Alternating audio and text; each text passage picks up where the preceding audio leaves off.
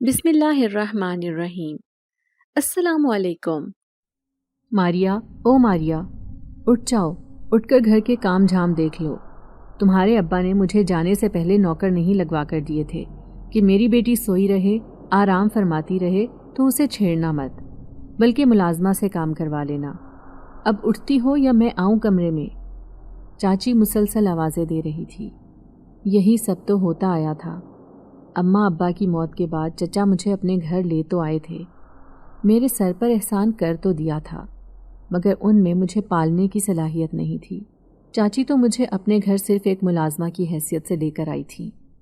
ان کی اپنی دونوں جوان بیٹیاں ہر وقت سوتی ہی رہتی تھیں، مگر چچی کو ہمیشہ میری نیند سے ہی الجھن تھی، جبکہ میں سارا کام کر کے رات کو سب سے آخر میں سوتی تھی، اور صبح اگر کبھی طبیعت خرابی کی وجہ سے میری آنکھ لیٹ کھلتی تو چچی فوراً بولنے لگ جاتی۔ کئی مرتبہ تو میری شکایت چچا کے پاس بھی لے گئی تھی، اور سونے پر سہاگا۔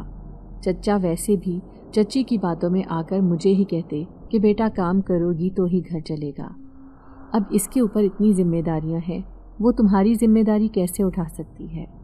اور میں بس سوچ کر رہ جاتی کہ مجھے تو آج تک چچی اپنی ذمہ داریاں پوری کرتی نظر نہیں آئیں۔ میں نے تو انہیں آج تک کام کرتے نہیں دیکھا تھا، بس بیٹھ کر حکم چلاتی رہتی تھی۔ جب چچا کے گھر آنے کا وقت ہوتا تو سر لے کر بیٹھ جاتی کہ آج سارا دن کام کرنے کی وجہ سے میرے تو سر میں بہت درد ہو رہی ہے، اور میں چاچی کے جھوٹ دیکھتی رہتی، برداشت کرتی رہتی۔ نہ جانے چاچی کو جھوٹ بول کر کون سی تسکین حاصل ہوتی تھی۔ مجھے تو اس سوچ سے بہت نفرت تھی۔ میں نے آج تک کبھی جھوٹ نہیں بولا تھا، اور نہ ہی میرے اماں ابا نے مجھے جھوٹ بولنا سکھایا تھا۔ میں ساری سوچوں کو ایک طرف چھٹک کر جلدی سے اٹھی، کیونکہ اب اگر میں مزید دیر کرتی تو چاچی نے تو تن فن کرتے میرے کمرے میں ہی آ جانا تھا، اور پھر میری مرمت بن جانی تھی۔ چاچی مجھ پہ ہاتھ اٹھاتے ہوئے ایک منٹ کے لیے بھی نہیں سوچتی تھی کہ مجھ پہ کیا گزرے گی، میں ان کا دیا ہوا زخم برداشت کر بھی پاؤں گی یا نہیں۔ ابا کو گزرے ابھی چند دن ہی ہوئے تھے جب عادت سے مجبور ہو کر میں دیر سے جاگی تھی۔ تبھی چاچی نے مجھے میرے بالوں سے پکڑ کر خوب پیٹا تھا۔ میں روتی رہی، چلاتی رہی، یہاں تک کہ میرے بال جڑ سے اکھڑنے لگے تھے، مگر میری چاچی نے مجھ پر ترس نہ کھایا۔ میں وہ ساری رات بیٹھ کر روتی رہی تھی، اپنے اماں ابا کو یاد کر کے۔ میرے اماں ابا نے تو آج تک مجھ پر ہاتھ نہیں اٹھایا تھا، مجھے تو آج تک انہوں نے جھڑکا بھی نہیں۔ میں ان کی اکلوتی اولاد تھی، جتنے لاڈ پیار میرے اماں ابا نے میرے اٹھائے شاید ہی کوئی اپنی اولاد کے اٹھا پاتا ہو۔ میں سب کچھ اپنے ذہن سے جھٹک کر کمرے سے باہر چلی گئی۔ چاچی کمر پر ہاتھ رکھے غصے میں کچن میں نہ جانے کیا کیا کر رہی تھی۔ مجھے دیکھ کر سب کام چھوڑ دیے اور مجھ پر تھپڑوں کی بارش کر دی، ساتھ ساتھ غصے سے چلاتی بھی جا رہی تھی کہ کب سے آوازیں دے رہی ہوں، نوابزادی کی نیندیں ہی پوری نہیں ہوتی۔ دل ہی دل میں میں نے سوچا کہ کبھی میں نوابزادی تھی، کبھی واقعی میری نیندیں پوری نہیں ہوا کرتی تھی، مگر نیندیں تو ماں باپ کے ساتھ ہی اڑ جاتی ہیں۔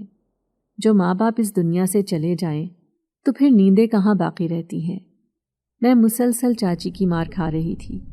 اب تو مار کھا کھا کے اتنی عادت ہو گئی تھی کہ مجھے درد کہاں ہو رہا ہے یہ بھی معلوم نہیں ہوتا تھا۔ میرا پورا وجود کبھی نیل سے پاک ہوا ہی نہیں تھا۔ میں ہر وقت کا ظلم برداشت کر کے اب تو تھک چکی تھی، مگر شاید چاچی ظلم کر کر کے ابھی تک نہیں تھکی تھی۔ ان کا بس نہیں چلتا تھا کہ وہ میرے وجود میں سے جان بھی نکال لیں اور سانسیں بھی باقی نہ رہنے دیں۔ نہ جانے وہ کس بات کا بدلہ مجھ سے لے رہی تھی۔ میری اماں بہت اچھی خاتون تھی، انہوں نے تو آج تک کبھی کسی کے ساتھ زیادتی نہیں کی تھی۔ میری چاچی لوگوں کے ساتھ بھی اماں بہت اچھے طریقے سے تعلق رکھتی تھی۔ جب تک اماں زندہ تھیں تو تب تک چاچی بھی میرے صدقے واری جاتی تھی، اماں کی تعریفیں کرتی نہیں تھکتی تھی۔ پھر ابا اور اماں کے چلے جانے کے بعد مجھے چاچی کی اصلیت نظر آئی کہ وہ اصل میں ہیں کیا۔ میں نے آج تک اپنی چاچی کی کوئی بات برداشت نہیں کی تھی۔ اگر وہ کبھی میرے بارے میں کچھ غلط کہہ دیتی تو میں ان کے منہ پر جواب دے دیتی تھی، کیونکہ میرے سر پر میری اماں اور ابا کا سایہ تھا۔ چاچی کی بیٹی جو بہت مغرور تھی، نہ جانے اس میں کس بات کا غرور تھا، وہ ہر وقت مجھے نیچا دکھانے کی کوشش کرتی، مگر ہمیشہ ناکام رہتی۔ میرے اماں ابا سب سے زیادہ امیر تھے، مگر انہوں نے مجھے کبھی بھی فضول خرچی نہیں سکھائی تھی۔ چاچو کا ایک چھوٹا سا کاروبار تھا، لیکن چاچو پھر بھی اپنے بچوں کو ان کی خواہشات سے بڑھ کر چیزیں لا کر دیتے تھے۔ یہی وجہ تھی کہ میری کزن کو ہر چیز میں دکھاوا کرنے کی بہت عادت تھی۔ وہ ہر چیز مجھے دکھا دکھا کر رکھتی تھی تاکہ میں اس سے حسد محسوس کروں، مگر اصلیت میں تو میری چاچی اور ان کی بیٹی حسد محسوس کرتی تھی۔ میں اکثر اماں اور ابا کو شکایت کرتی کہ چاچی اور ان کی بیٹی کا رویہ میرے ساتھ بہت عجیب تھا، تو وہ مجھے جھڑک دیتے اور کہتے کہ بڑوں کے بارے میں ایسی بات نہیں کرتے، اور رہی بات تمہاری کزن کی تو وہ تمہاری کزن ہے، اس کے ساتھ پیار محبت سے رہنا تمہارا فرض ہے۔ اگر تم خود چیزوں کو درگزر نہیں کرو گی تو یہ مسئلے مسائل تمہارے آگے بھی آ سکتے ہیں۔ کوئی تمہارے بارے میں بھی برائی کر سکتا ہے، تو بہتر یہ ہے کہ تم کسی کے بارے میں کچھ نہ کہو، تاکہ کل کو تمہارے بارے میں بھی کوئی کچھ نہ کہے۔ مجھے کبھی کبھار ابا کی اور اماں کی باتوں پر غصہ بھی آ جاتا تھا، لیکن پھر میں نظر انداز کر دیتی، یہ سوچ کر کہ وہ بڑے ہیں، میرے اپنے ہیں، ہو سکتا ہے وہ بہتر کہہ رہے ہوں، اور یقیناً وہ بہتر ہی کہتے تھے۔ وہ الگ بات تھی کہ مجھے کبھی کبھار سمجھ آتی تھی اور کبھی کبھار میرے سر پر سے گزر جاتی تھی، مگر آج جب ان کا سایہ سر پر نہیں تھا تو سمجھ آتی تھی کہ وہ بالکل ٹھیک کہتے تھے۔ لوگ جتنے حاسد ہیں انسان کو اپنے حسد سے ہی ختم کر دیتے ہیں، تباہ و برباد کر دیتے ہیں۔ ان جیسے لوگوں سے درگزر کرنا ہی بہتر ہوتا ہے۔ میں مار کھا کر پھر سے کاموں میں جٹ گئی تھی۔ میرے چہرے پر نیل کے نشان تھے جو میرے چچا کو ہر روز دکھائی دیتے تھے، مگر آج تک انہوں نے کبھی بھی اپنی بیوی کو کچھ نہیں کہا تھا، ہمیشہ زبان بند کر کے رکھی تھی۔ ظلم کرنے والا اور ظلم ہوتے دیکھ کر چپ رہنے والا دونوں ہی ایک برابر ہیں۔ میں نے سارا ہی دن کام کیا اور اب تھک ہار کر اپنے کمرے میں جا ہی رہی تھی جب میری چاچی نے پھر سے مجھے آواز دی۔ میں لمبا سانس کھینچ کر اپنے آنسو جو میری آنکھوں میں آ چکے تھے ان کو پیچھے دھکیلتی بت بنی ان کے کمرے میں چلی گئی۔ کمرے میں چچا اور میری کزن بھی موجود تھے۔ کزن موبائل پر نہ جانے کس کس سے باتیں کر رہی تھی اور چچا اپنے کام میں مصروف۔ تبھی چچی کہنے لگی، مفت کی روٹی کھا کھا کے تھکتی نہیں ہو کیا؟ اب آؤ اور آ کر میرے پیر دباؤ۔ سارا دن تمہارے پیچھے پھر پھر کر میرے پیر درد کرنے لگے ہیں۔ پہلے تو میرا دل کیا کہ انہیں کہوں کہ آپ میرے پیچھے پیچھے پھرتی ہی کیوں ہیں، کہیں پر مجھے بھی سکون لینے دیا کریں اور خود بھی سکون پا لیا کریں، مگر اب میں کس کے سر پر یہ سب کہتی؟ میرے سر کا سایہ تو مجھ سے دور چلا گیا تھا۔ اب تپتی دھوپ تھی، صحرا تھا، پیاس تھی، اور اس کے علاوہ کچھ نہیں۔ میں چاچی کی ٹانگیں دبانے لگی۔ چاچی سو چکی تھی، چچا بھی سو گئے، اور کزن بھی مجھے الوداع کہتی اپنے کمرے میں چلی گئی تھی، مگر مجھے ابھی بھی اجازت نہیں تھی کہ میں اپنے کمرے میں جا سکوں۔ میں جیسے ہی اپنا ہاتھ اٹھانے لگتی، چاچی ساتھ ہی مجھے اپنا پیر مارتی اور کہتی کہ ہاتھ ٹوٹے ہوئے ہیں کیا، صحیح طریقے سے دبا کیوں نہیں رہی؟ سارے دن کی تھکاوٹ سے اب میرے جوڑ جوڑ میں درد ہو رہا ہے۔ میں چاچی کی بات پر خاموشی سے ان کو دبانے لگی، مگر میں کیا جانتی تھی کہ وہ ساری رات میری بیٹھ کر ہی گزرے گی۔ ساری رات بیٹھ کر میری کمر اکڑ گئی تھی، تو میں بھی انسان ہی ہوں، کوئی مشین تو نہیں تھی جو تھک نہیں سکتی تھی۔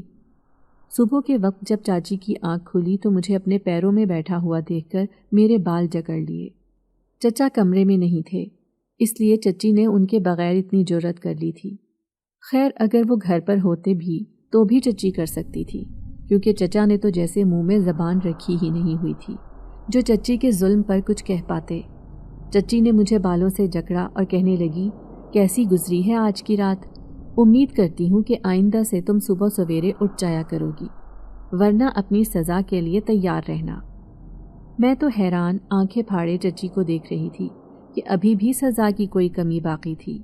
دوپہر کے وقت مجھے اتنا مار پیٹ کر کیا انہیں ابھی تک سکون نہیں ملا تھا؟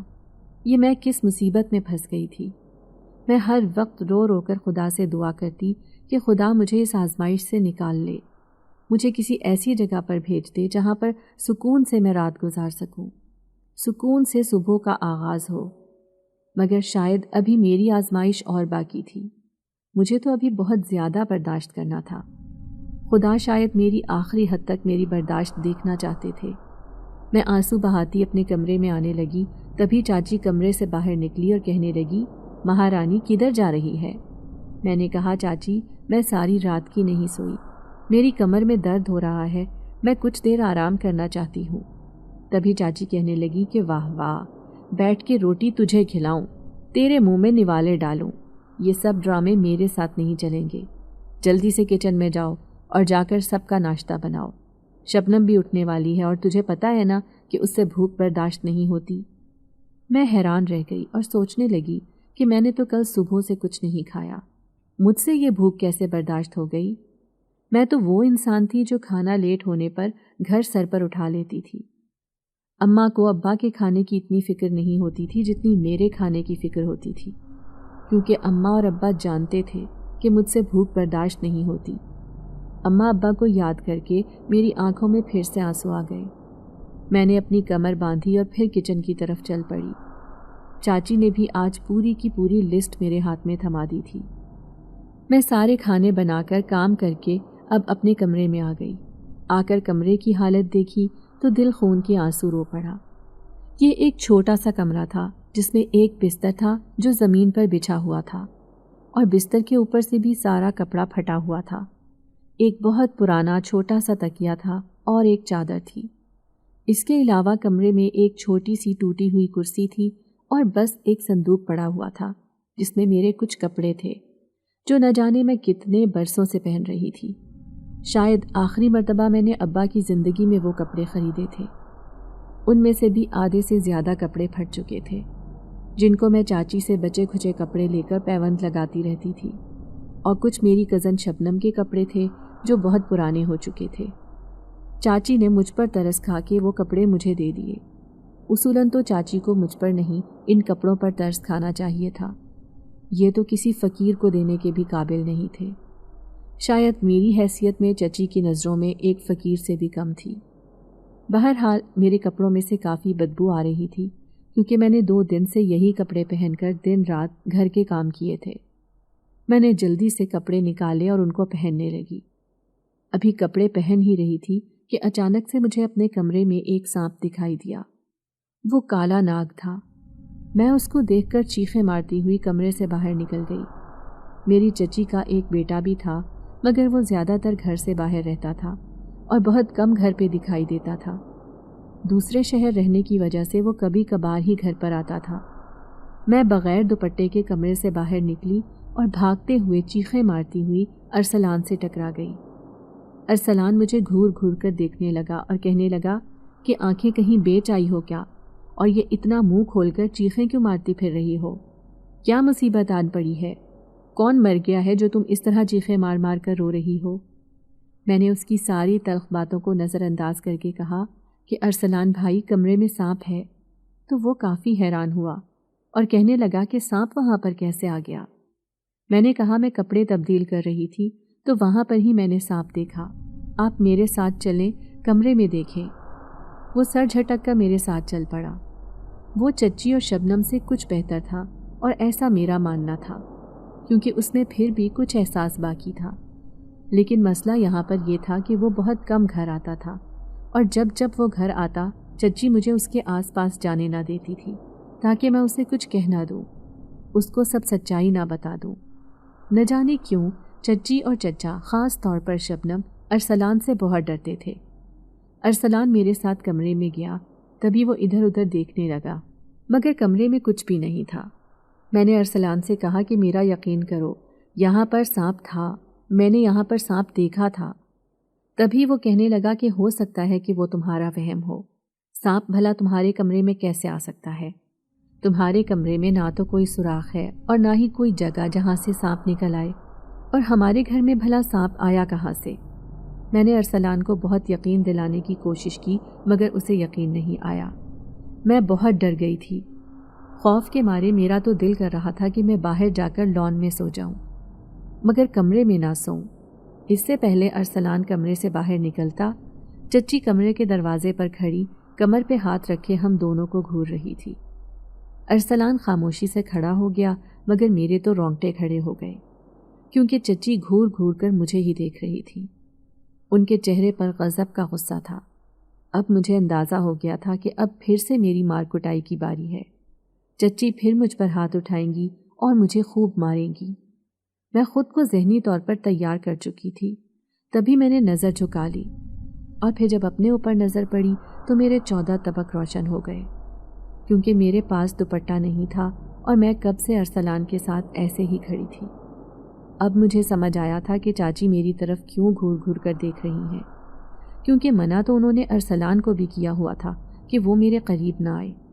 میں اپنا سر پیٹ کر رہ گئی۔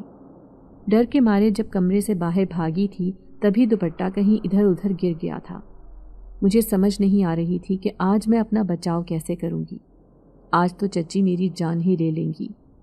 تبھی چچی نے ارسلان کو گھور کے دیکھا اور کہا کہ کسی کے بھی کمرے میں ایسے ہی منہ اٹھا کر مت آ جایا کرو۔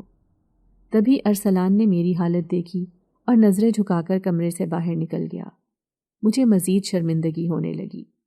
چاچی نے بھی مجھے گھور کر دیکھا مگر کچھ کہا نہیں۔ اتنی خاموشی، یقیناً یہ طوفان سے پہلے آنے والی خاموشی تھی۔ چاچی نے مجھے پہلی مرتبہ معاف کیسے کر دیا، ورنہ چاچی تو موقع پر ہی مجھے سزا دے دیتی تھی۔ اب میرا دل زوروں سے دھڑک رہا تھا، گھبرا رہا تھا کہ کہیں چاچی میرے لیے کوئی بڑا عذاب نہ کھڑا کر رہی ہوں۔ ان کے دماغ میں نہ جانے کیا چل رہا تھا۔ مجھے اپنے کمرے سے بھی خوف محسوس ہو رہا تھا۔ میں جلدی سے دوپٹہ ٹھیک کر کے کمرے سے باہر نکل گئی، کیونکہ وہاں پر بیٹھنے کو بھی میرا دل نہیں چاہ رہا تھا۔ کمر درد سے ٹوٹ رہی تھی مگر میں باہر باغیچے میں آ گئی۔ وہاں پر ننگے پاؤں گھاس پر چلنے لگی، جس سے مجھے تھوڑا سا سکون مل رہا تھا۔ اچانک سے کچھ لوگ گھر پر داخل ہوئے، چچی بھی ان کے ساتھ تھیں۔ میں غور سے ان لوگوں کو دیکھنے لگی۔ چچی کی نظر مجھ پر پڑی تو مجھے غصے سے گھور کر اشارتاً کہہ رہی تھی کہ اندر چلی جاؤ۔ میں نظریں جھکائے بھاگتی ہوئی اندر کی طرف چلی گئی۔ میں نہیں جانتی تھی کہ وہ لوگ کون تھے۔ وہ تو مہمان ہی تھے مگر مجھے کبھی یہ بتایا بھی نہیں گیا تھا کہ ہمارے گھر کون مہمان آ رہے ہیں، تو بھلا اب کون بتاتا۔ ایسے ہی میں اپنے کمرے میں آ گئی اور آ کر گہری سوچ میں ڈوب گئی۔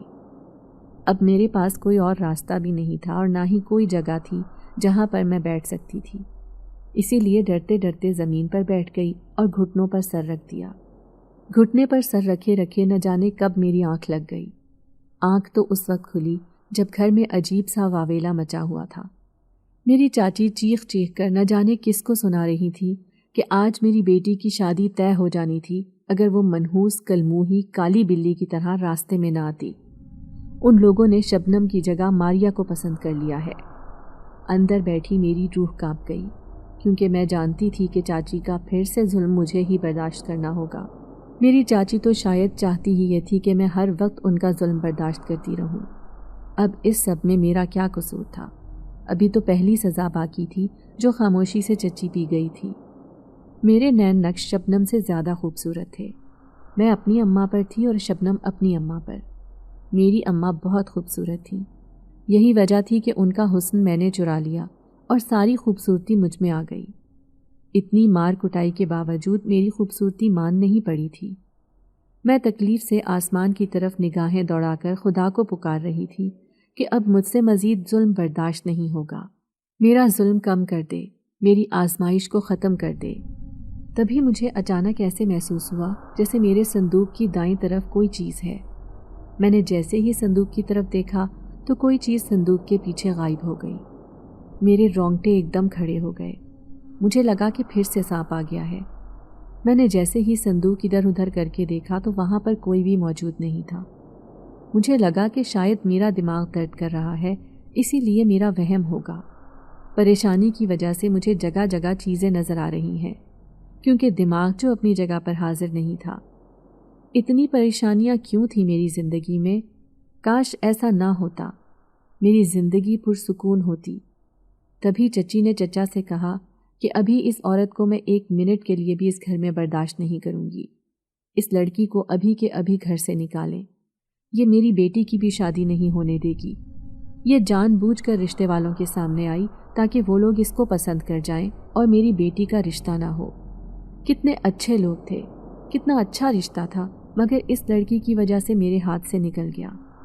اور اندر کمرے میں بیٹھی میں بس یہ سوچ کر رہ گئی کہ اگر اتنا ہی اچھا رشتہ تھا تو وہ لوگ شبنم کو انکار کر کے مجھے کیوں پسند کر کے گئے؟ میں نے گھٹنوں پر سر گرا دیا، میرا سر درد سے پھٹا جا رہا تھا۔ تبھی چچا نے مجھے اونچی آواز میں پکارا، میرے وجود سے جان نکل گئی۔ میں بھلا کہاں جاؤں گی؟ ایسا نہیں تھا کہ میرا اپنا گھر نہیں تھا، مگر چچا نے وہ کرائے پر دے دیا تھا اور اس کا کرایہ خود رکھنے لگے تھے۔ میرے ابا کی جو پینشن آتی تھی وہ بھی چچا کے پاس ہی ہوتی تھی، کیونکہ چچا کا کہنا تھا کہ میرے خرچے کے ساتھ اب بہت زیادہ پیسے لگتے ہیں، پیسے نہیں ہوں گے تو خرچے کیسے پورے ہوں گے؟ اور مجھے نہیں یاد پڑتا تھا کہ ان 3 سالوں میں میں نے ایسا کون سا خرچہ کیا ہے جس میں ابا کی لاکھوں کی پینشن اور ہزاروں کے حساب سے گھر کا کرایہ خرچ ہو جاتا ہو۔ کپڑے تو آج تک مجھے نہیں ملے تھے۔ عید کے عید جو کپڑے ملتے تھے وہ بھی شبنم کے بہت پرانے ہوئے کپڑے ملتے تھے۔ میرے لیے تو وہی نئے کپڑے ہوتے تھے۔ میں کانپتے وجود کے ساتھ چچا کے پاس گئی اور چچا سے کہا کہ جی چچا۔ تبھی چچا کہنے لگے کہ تم نے آج یہ کیا حرکت کی ہے؟ میں نے چچا کی طرف دیکھا اور کہا کہ چچا کیسی حرکت؟ میں نے بھلا کیا کیا ہے؟ تبھی چچی کہنے لگی کہ تمہیں نہیں پتا کہ تم ایک نامحرم کے سامنے، ارسلان کے سامنے کتنے سکون سے منہ اٹھائے بغیر دوپٹے کے آ گئی؟ چل کیا رہا ہے تمہارے دماغ میں؟ اگر میرے بیٹے کو پھنسانا چاہتی ہو اپنے جال میں تو یہ بات بھول جاؤ، نہ تو میرا بیٹا تمہارا باپ ہے اور نہ ہی تم اپنی اماں جیسی ہو۔ میں تمہیں تمہاری ماں والی حرکت نہیں کرنے دوں گا۔ یہ الفاظ تھے یا پگھلا ہوا سیسا جو میرے کانوں میں انڈیلا جا رہا تھا؟ میرے چچا میرے پاک کردار پر داغ لگا رہے تھے۔ میں آنکھیں پھاڑے اپنے چچا کو دیکھ رہی تھی۔ دل تو چاہا کہ ان کا گریبان پکڑ کر انہیں یاد دلاؤں کہ میں انہی کا خون ہوں، ان کے سگے بھائی کی اولاد ہوں، ان کی آخری نشانی، مگر احساس تو انسانوں کو دلوایا جاتا ہے، پتھروں کے سینے میں کہاں دل ہوتا ہے؟ اور میرے چچا تو پتھر کے بن گئے تھے۔ انہیں اس بات سے فرق نہیں پڑتا تھا کہ میرے ساتھ کیا کیا ظلم ہو رہا ہے۔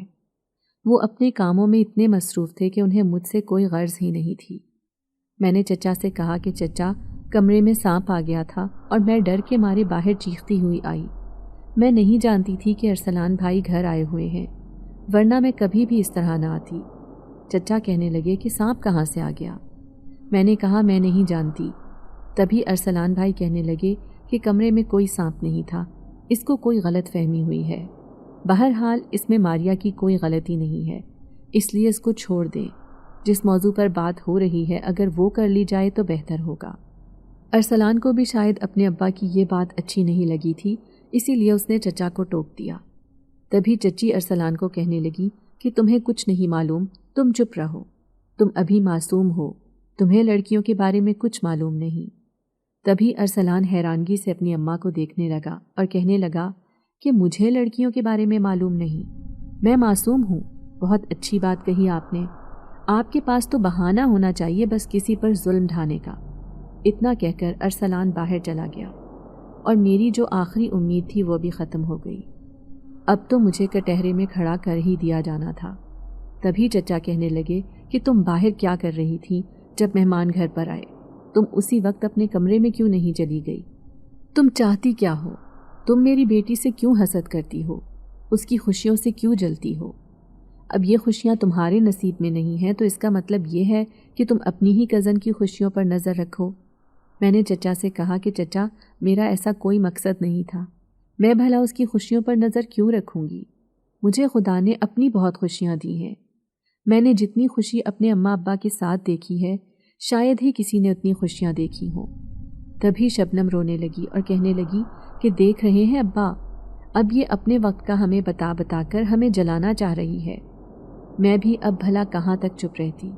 تبھی میں نے شبنم سے کہا کہ بس کر دو شبنم، کیوں تم خواہ مخواہ میں واویلا مچا رہی ہو؟ بات کو اچھالنا تو کوئی تم سے سیکھے، اور میں بھلا پرانی باتوں کا ذکر کر کے تمہیں کیوں جلاؤں گی؟ تمہارے حسد نے، تمہاری نظروں نے مجھ سے سب کچھ چھین لیا ہے، اب میرے پاس ہے ہی کیا جو میں تمہیں جلاؤں؟ تبھی چاچی نے آؤ دیکھا نہ تاؤ اور میرے چہرے پر تھپڑ رسید کر دیا۔ پھر چچی نے مجھے بازوؤں سے پکڑا اور کمرے میں چھوڑائی۔ مجھے کمرے میں بند کرنے کے بعد چاچی نے ایک کالا تھیلا کمرے میں کیا جس میں کوئی چیز اچھل رہی تھی۔ میں کافی حیران ہوئی، تبھی چاچی نے وہ کالا تھیلا کھول دیا اور کالا ناگ اچھل کر کمرے میں آ گیا۔ میں چیختی چلاتی رہی اور اونچی اونچی آواز میں رونے لگی۔ چچی کو آوازیں بھی دینے لگی مگر انہیں کوئی فرق نہیں پڑ رہا تھا، انہوں نے تو اپنا کام کر دکھایا تھا۔ اور پھر جیسے ہی وہ سانپ میرے قریب آیا تو میں دیوار کے ساتھ چپک گئی میرا پورا وجود ڈر سے کانپ رہا تھا، اور تبھی وہ سانپ اچانک سے… میرا نام ماریا ہے، میرے ابا سرکاری ملازم تھے اور میری اماں گھریلو خاتون تھی۔ میری عمر 40 برس ہے۔ میرے ابا نے مجھے ہمیشہ بہت عیش کروائی تھی، ہمیشہ میرا خیال رکھتے، میری خواہشات کا خیال رکھتے، مگر مجھے کبھی بھی فضول خرچی نہیں کروائی تھی۔ وہ میری فضول خرچی کے بہت خلاف تھے۔ اماں بھی مجھے میانہ روی سکھاتی رہتی اور ابا بھی مجھے میری حدود بتاتے رہتے۔ میں نے اپنے اماں ابا کے سائے میں بہت عیش کی تھی اور خوشیاں بھی بنائی تھیں۔ میرے ابا کے ایک ہی بھائی تھے۔ ابا اپنے بھائی سے بہت پیار کرتے تھے، مگر ان کا بھائی ہمیشہ ابا سے حسد کرتا۔ آگے سے چچا کی اولاد اور ان کی بیوی بھی ہم لوگوں سے حسد کرتے، اور پھر حاسدوں کے حسد نے ہماری ساری خوشیاں برباد کر دی۔ ہمارا گھر جو ہنستا بستا گھر تھا، سب اجاڑ کر رکھ دیا تھا۔ ہماری خوشیوں کو نظر لگ گئی تھی۔ میں پڑھائی میں بہت اچھی تھی۔ ابا نے پہلے ہی روز بتا دیا تھا کہ جتنا پڑھنا چاہو اتنا پڑھ سکتی ہو، کسی بھی قسم کی تم پر کوئی پابندی نہیں ہوگی۔ میں کچھ منہ پھٹ قسم کی لڑکی تھی، یہی وجہ تھی کہ ہر کوئی مجھ سے دور رہتا تھا۔ میری کوئی بھی کزن میرے ساتھ دوستی کرنے کو تیار نہیں تھی، کیونکہ میں بات کو سیدھے طریقے سے اس کے منہ پر کہہ دیتی تھی، اور چچی کی بیٹی سے تو میں ویسے ہی بہت چالو تھی، اس کو تو میں بلا کر راضی ہی نہیں تھی۔ وہ بھی مجھ سے بہت نفرت کرتی تھی، اور یہ نفرت ہم دونوں کے دلوں میں کب سے تھی یہ ہم لوگ بھی نہیں جانتے تھے، اور ہم دونوں ایک دوسرے سے نفرت کرتے تھے، یہ ہمارے گھر والے بھی شاید جانتے تھے۔ ہمارے پاس اللہ کا دیا سب کچھ تھا، مگر کبھی ہم نے غرور نہیں کیا تھا۔ ابا نے مجھے کبھی یہ بات نہیں سکھائی تھی کہ میں لوگوں کو دکھا دکھا کر چیزوں کا استعمال کروں کہ میرے پاس یہ بھی چیز ہے، میرے پاس وہ بھی چیز ہے۔ ہو سکتا ہے کہ کسی کے پاس وہ چیز نہ ہو جو میرے پاس ہے، اور پھر اس کی دل آزاری ہو۔ خدا انسان کی ہر خطا معاف کر سکتا ہے، مگر کسی کی دل آزاری کرنا بہت بڑا گناہ ہے۔ میں اماں ابا کے ساتھ بہت خوش تھی، اپنی من موجی، جب دل کرتا تھا اٹھتی، جب دل کرتا تھا تب سوتی۔ کھانے پینے میں کوئی روک ٹوک نہیں تھی۔ میرے سالانہ امتحان ہو رہے تھے، تبھی اماں اور ابا کو ایک تقریب میں جانا پڑ گیا۔ چونکہ میرے سالانہ امتحان تھے، اسی لیے میں اماں ابا کے ساتھ نہ گئی۔ اماں نے تو بہت زور لگایا کہ گھر آ کر پڑھ لینا، ابھی ہمارے ساتھ چلو، گھر پر اکیلی رہو گی تو ہمیں بھی گھبراہٹ ہوتی رہے گی، اور پریشانی الگ سے ہوگی کہ تم گھر پر اکیلی ہو۔ مگر میں نے اماں سے کہہ دیا کہ نہیں، میرا دل نہیں کر رہا جانے کو، آپ لوگ جائیں، میں گھر پر ہی ٹھیک ہوں۔ وہ بھی ایک خوفناک رات تھی۔ اماں ابا کے نکلنے کی دیر تھی کہ ایک دم بارش برسنے لگی، ہر طرف پانی ہی پانی اکٹھا ہو گیا، کیونکہ وہ طوفانی بارش تھی، آندھی طوفان، اور پھر اس پر اتنی تیز بارش، اچانک سے بتی بند ہو گئی اور میں خوف کے مارے کانپنے لگی۔ مجھے شروع سے ہی اندھیرے سے بہت ڈر لگتا تھا، سمجھ نہیں آ رہا تھا میں کیا کروں۔ اس پر اماں ابا کی بھی پریشانی تھی۔ میں کتابیں بند کر کے ایک جگہ پر سہم کر بیٹھی ہوئی تھی کہ اچانک سے باہر کا دروازہ زور زور سے کھٹکنے لگا۔ بارش کی تیز آواز میں بھی دروازے کی کھٹکھٹاہٹ بہت اونچی آواز میں سنائی دے رہی تھی۔ میں ایک دم گھبرا گئی کہ نہ جانے کون آیا ہے۔ مجھے خوف محسوس ہو رہا تھا۔ میں کانپتے ہوئے وجود کے ساتھ باہر دروازے کے پاس گئی اور جا کر پوچھنے لگی کہ کون ہے۔ تبھی باہر دروازے سے آواز آئی کہ میں ہوں آپ کا پڑوسی، دروازہ کھولیے۔ میں نے جلدی سے دروازہ کھولا تو ہمارے پڑوس میں سے ایک لڑکا ہمارے دروازے پر کھڑا تھا۔ باہر تیز بارش ہو رہی تھی۔ میں نے اس سے پوچھا کہ کیا بات ہے؟ اماں ابا اس وقت گھر پر نہیں ہے، جو بھی بات کرنی ہے کل آ کر لینا۔ تبھی وہ کہنے لگا کہ تمہارے اماں ابا میرے ساتھ ہیں۔ اسی وقت ایمبولنس کی آواز آنے لگی۔ میں حیرانگی سے اس آدمی کو دیکھنے لگی۔ ایمبولنس ہمارے گھر کے آگے آ کر رکی۔ اندر سے 2 آدمی نکلے جنہوں نے 2 اسٹریچرز نکالے۔ ان پر 2 وجود تھے جن کے چہروں پر سفید کپڑا دیا گیا تھا۔ بارش میں بھیگنے کی وجہ سے کپڑا ان کے چہروں کے ساتھ چپک چکا تھا، مگر دونوں کے سروں سے خون بہہ رہا تھا۔ وہ سفید کپڑا بھی لال رنگ کا ہو گیا تھا۔ میں آنکھیں پھاڑے بے خیالی میں ان دونوں وجودوں کو دیکھ رہی تھی، اور پھر ایک نظر میں نے اپنے پڑوس میں آئے لڑکے کو دیکھا۔ میں نے کہا یہ کون ہے؟ خوف سے میری زبان بھی بند ہو گئی تھی، میری آنکھیں حیرت سے پھٹ گئی تھی، میرے وجود میں جان نہیں رہی تھی۔ مجھے سمجھ نہیں آ رہا تھا کہ میں کیا کروں۔ تبھی وہ پڑوس میں رہنے والا لڑکا کہنے لگا کہ یہ آپ کے اماں ابا ہیں، ان کا کار ایکسیڈنٹ میں انتقال ہو گیا ہے۔ میں نے خالی خالی نگاہوں سے پڑوسی لڑکے کو دیکھا اور پھر ایک نظر ان دونوں وجودوں پر ڈالی۔ مجھے ایسا لگ رہا تھا جیسے میں نے کچھ سنا ہی نہیں، جیسے سب کچھ بالکل ٹھیک ہے، کچھ بھی نہیں بگڑا۔ تبھی اچانک سے اس پڑوسی لڑکے نے میرا کندھا جھنجھوڑ دیا اور کہنے لگا کہ تمہارے اماں ابا اس دنیا میں نہیں رہے، ان کی میتیں اندر لے کر جانی ہیں، راستہ دو۔ میں ایک طرف ہو گئی تو وہ دونوں میتیں اندر لے آئے اور لا کر صحن میں رکھ دیں۔ کیونکہ ہمارے صحن میں چھت تھی اسی لیے وہاں پر بارش نہیں ہو رہی تھی۔ جب پڑوسی نے ان دونوں وجودوں کو صحن میں رکھ دیا تو میں دھیرے قدموں سے آگے گئی اور جا کر ایک ایک کر کے ان کے چہروں سے کپڑا ہٹایا، اور پھر پورے گھر میں میری چیخیں تھیں، میری آہیں تھیں۔ میرا دل کر رہا تھا کہ میں بھی کاش اماں ابا کے ساتھ گاڑی میں ہوتی اور آج میں بھی اماں ابا کے ساتھ اس دنیا سے رخصت ہو چکی ہوتی۔ ساری رات میں اکیلی میتوں کے پاس بیٹھ کر روتی رہی۔ آس پڑوس سے لوگ آتے رہے، مگر پھر ایک وقت ایسا آیا کہ میں اماں ابا کے ساتھ بالکل تنہا رہ گئی۔ تبھی گھر کا دروازہ کھلا اور چچا اور چچی گھر کے اندر داخل ہوئے۔ سورج کی کرنیں ہر طرف پھیل چکی تھیں۔ رات سے میں نے چچا اور چچی کو سب بتا دیا تھا، مگر پھر بھی انہوں نے صبح ہی آنا مناسب سمجھا۔ یہ سگے بھائی تھے جو اپنے بھائی کی موت پر بھی وقت پر نہیں آ سکے تھے۔ چاچی تو مگرمچھ کے آنسو بہاتی ہوئی میرے پاس آئی اور آ کر مجھے اپنے گلے سے لگا کر کہنے لگی کہ بچی پریشان مت ہو، میں ہوں نا تیری ماں کی جگہ پر ہی ہوں، تو بالکل پریشان نہ ہو۔ اور میں بس سوچ کر رہ گئی کہ کاش آپ واقعی میری ماں کی جگہ پر ہوتی، مگر آپ تو چاچی ہی ہیں، حاسد اور نظر لگا دینے والی۔ وقت کا کام ہے گزرنا تو گزر ہی جاتا ہے۔ اماں ابا کا جب جنازہ اٹھا تو میری چیخیں پورے محلے میں پھیل گئیں۔ میں بار بار بے ہوش ہو رہی تھی۔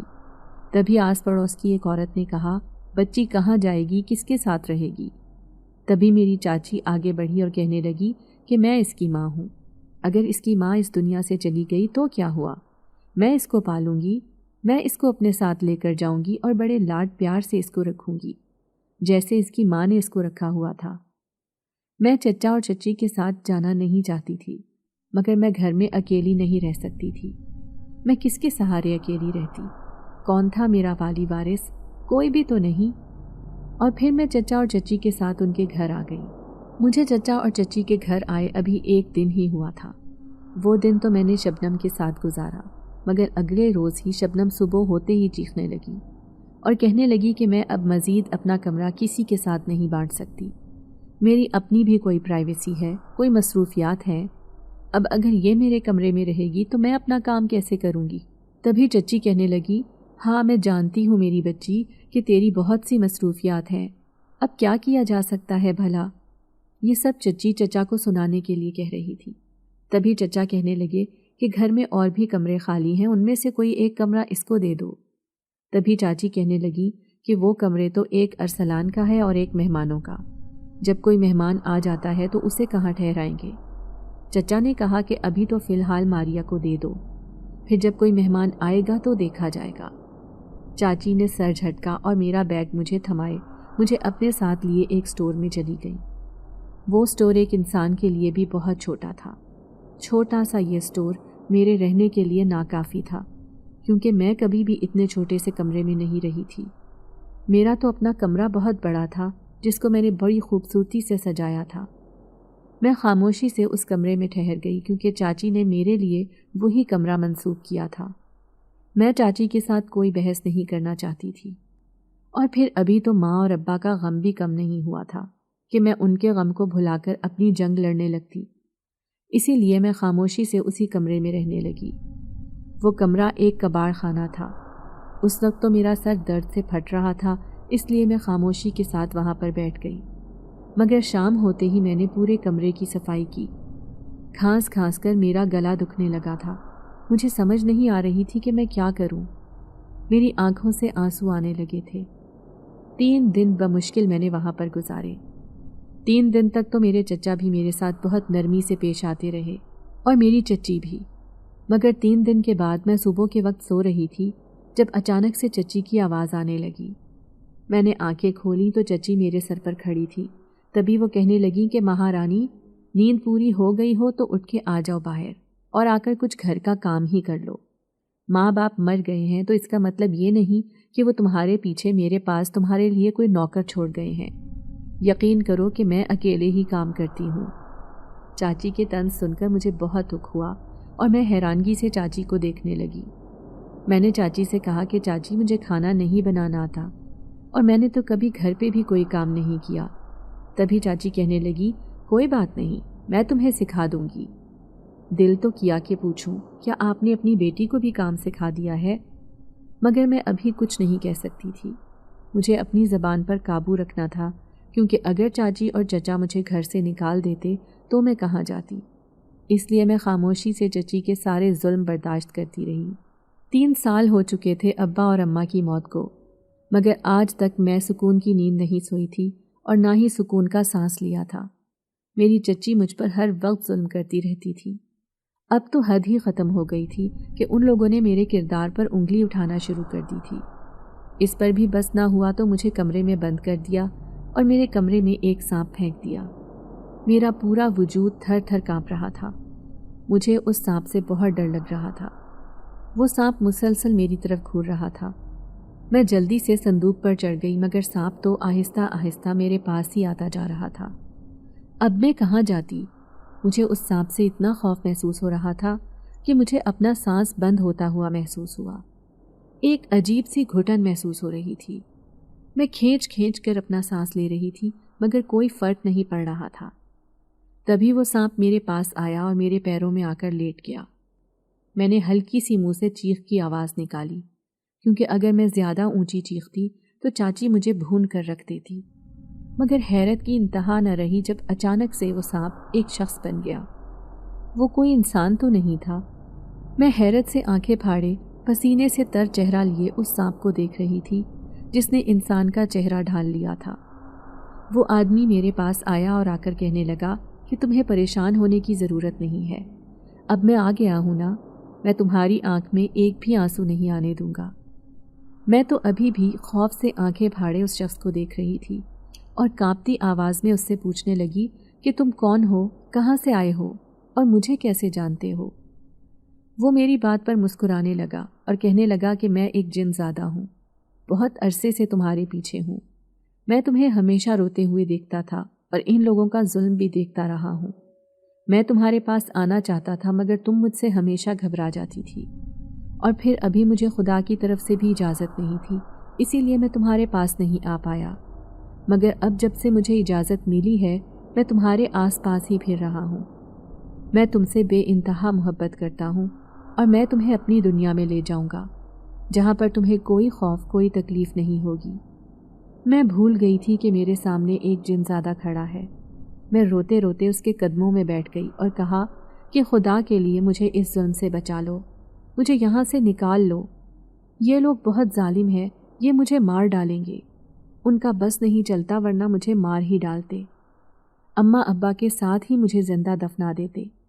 تبھی وہ کہنے لگا کہ فکر مت کرو، اب میں آ گیا ہوں نا، اب سب ٹھیک کر دوں گا۔ مگر اس سے پہلے ان سب کو سبق سکھانا ہوگا کہ ان لوگوں نے تمہارے ساتھ کتنی زیادتیاں کی ہیں۔ ان کی جرت کیسے ہوئی میری محبت کے ساتھ اتنی زیادتیاں کرنے کی؟ وہ جن زادہ مجھ پر عاشق تھا۔ میں تو حیران تھی کہ میں اس قابل تھی کہ کوئی مجھ سے عشق کرتا۔ وقت گزرتا گیا اور آہستہ آہستہ چچا اور چچی لوگوں کا گھر برباد ہو گیا۔ ایک روز گھر پر ایک رشتہ آیا جو میرے لیے تھا۔ چچی نے پھر سے واویلا مچا دیا کہ اس نے باہر کوئی عشق لڑایا ہوا ہے، اسی لیے وہ لوگ گھر پر ماریا کا رشتہ لینے آئے ہیں۔ میں خاموشی سے ان لوگوں کے سامنے جا کر بیٹھ گئی، مگر میری حیرت کی انتہا نہ رہی جب وہی لڑکا میرے سامنے بیٹھا ہوا تھا جو اس روز سانپ کی صورت میں میرے پاس آیا تھا۔ وہ جن زادہ مجھے ہی مسلسل گھور رہا تھا۔ میرے چہرے پر بھی ہلکی سی مسکراہٹ تھی۔ مجھے اب چچا اور چچی کی باتوں سے فرق نہیں پڑ رہا تھا۔ میری بلا سے جو مرضی کہتے، جو مرضی کرتے۔ تبھی چچا نے کہا کہ ہمیں یہ رشتہ منظور ہے۔ اگر آپ لوگوں کو ہماری بیٹی پسند ہے تو ہمیں بھی آپ کا بیٹا پسند ہے۔ ہمیں اس سب میں کوئی مسئلہ نہیں ہے۔ آپ جب چاہیں اپنی بیٹی کو لے کر جا سکتے ہیں۔ میں تو حیران تھی چچا پر، جن کو واقعی کوئی فرق نہیں پڑتا تھا۔ میں چاہے جیوں یا مروں، مجھے کوئی بھی لے جائے۔ چچا نے ایک دفعہ بھی پتہ کرنے کی کوشش نہیں کی تھی کہ وہ لوگ کون ہیں، کہاں سے آئے ہیں۔ پھر آنن فانن میرا رشتہ طے ہوا اور پھر میرا نکاح ہو کر میری رخصتی ہو گئی۔ میں جنزادے کے ساتھ اس کی دنیا میں چلی گئی جو بہت خوبصورت تھی۔ ہر کوئی میری عزت کرتا، مجھے بہت پیار محبت سے رکھتا۔ میرے ابا کے بعد اگر مجھے کسی نے محبت دی تھی تو وہ جنزادہ تھا۔ وقت کا کام ہے گزرنا تو وہ گزر ہی جاتا ہے۔ تبھی ایک روز میرا جنم دن تھا جب اچانک وہ جنزادہ میرے پاس حاضر ہوا اور مجھے جنم دن کی مبارکباد دینے لگا۔ مجھے تو اپنا جنم دن بھول ہی گیا تھا، مگر جنزادہ کہنے لگا کہ مجھے تم سے جڑی ہر بات یاد ہے، ہر چیز سے واقف ہوں میں تم سے کبھی لاپرواہ ہوا ہی نہیں، کبھی بے خبر ہوا ہی نہیں۔ تبھی وہ مجھ سے کہنے لگا کہ تمہیں مجھ سے کیا تحفہ چاہیے۔ میں نے مسکرا کر کہا کہ خدا نے تم جیسے کو میرے نصیب میں لکھ دیا ہے، مجھے بھلا اور کیا تحفہ چاہیے ہوگا۔ تبھی وہ کہنے لگا کہ نہیں، میں تو تمہیں تحفہ دینا چاہتا ہوں۔ اس نے اسی وقت ایک گول سی گیند میرے سامنے کی جو شیشے کی بنی ہوئی تھی۔ اس میں عجیب سا دھواں ادھر ادھر پھیل رہا تھا۔ وہ بہت خوبصورت لگ رہی تھی، مجھے وہ گیند بہت خوبصورت لگی۔ میں نے کہا یہ گیند تو بہت خوبصورت ہے، کیا اس کو میں اپنے پاس رکھ سکتی ہوں؟ تبھی وہ میری بات پر ہنسنے لگا اور کہنے لگا کہ نہیں، یہ گیند نہیں ہے، یہ تو ذریعہ ہے دنیا کی باتیں ہم تک پہنچانے کا۔ میں کافی حیران ہوئی اور میں نے کہا اس بات کا کیا مطلب ہے؟ تبھی وہ کہنے لگا کہ ٹھہرو، میں تمہیں دکھاتا ہوں۔ اس نے اس گیند پر ایک ہاتھ پھیرا، آنکھیں بند کر کے نہ جانے کیا پڑھنے لگا۔ تبھی اس گیند میں ایک مندر سا بن گیا جس میں ایک آدمی تھا، ایک عورت تھی جو بستر پر تھے۔ ایک کو کینسر تھا تو دوسرے کو فالج ہو چکا تھا۔ ایک لڑکی بھاگ رہی تھی کسی کے ساتھ۔ ہر کوئی ان دونوں کو جو بستر پر لیٹے ہوئے تھے برا بھلا کہہ رہا تھا، ان کو بد کردار کہہ رہا تھا، ان کی بیٹی کو نالائق کہہ رہا تھا۔ میں نے حیرت سے جنزادے کی طرف دیکھا اور کہا کہ یہ کون ہے؟ مجھے کیوں ایسا لگ رہا ہے جیسے یہ کہانی میں جانتی ہوں؟ تبھی وہ مسکرا کر کہنے لگا کہ دیکھ لو، تمہارے چچا، تمہاری چچی اور تمہاری کزن اپنے انجام کو پہنچ چکے ہیں۔ جنہوں نے تمہارے ساتھ اتنا ظلم کیا، تم پر ظلم کے پہاڑ توڑ دیے، آج وہ خود بستر مرگ پر بیٹھے ہیں۔ تمہارے چچا کو کینسر ہو گیا ہے اور تمہاری چچی فالج کے مرض میں مبتلا ہے۔ تمہاری کزن کسی لڑکے سے محبت کرتی تھی، اس لیے اس کے ساتھ گھر سے بھاگ گئی۔ یہ غم تمہاری چچی برداشت نہیں کر سکی اور بستر پر پڑ گئی۔ آس پڑوس کے لوگ تمہاری چچی کو برا بھلا کہہ رہے ہیں، ان کو بد کردار کہہ رہے ہیں۔ ان کا کہنا ہے کہ ان کی بیٹی بھی انہی کے جیسی ہے۔ میں تو اللہ کے انصاف پر حیران تھی۔ 3 سال کی جو میں نے آزمائش کاٹی تھی، آج اللہ نے ان سے گن گن کر بدلہ لے لیا تھا۔ بے شک وہ رب انصاف کرنے والا ہے، مہربان ہے، رحیم ہے۔ اگر آپ کو آج کی ہماری کہانی پسند آئی ہے تو اسے لائک کیجیے اور اپنے پیاروں کے ساتھ شیئر کیجیے، اور ہاں، اگر آپ نے ابھی تک ہمارا چینل سبسکرائب نہیں کیا تو ضرور کیجیے۔ ملتے ہیں کل ایک نئی اور دلچسپ کہانی کے ساتھ، تب تک کے لیے اللہ حافظ۔